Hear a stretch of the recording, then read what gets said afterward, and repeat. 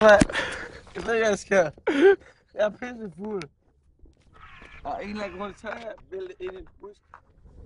Jeg kan ikke komme ud. Så er det lort. Bare lige komme ud. Okay, jeg hjælper dig lige, fyren. Fyr, vi skal... Dit ben skal ud derfra, Sonny. Dit ben skal ud her.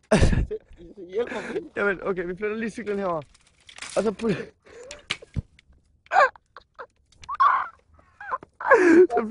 Så flytter vi cyklen først.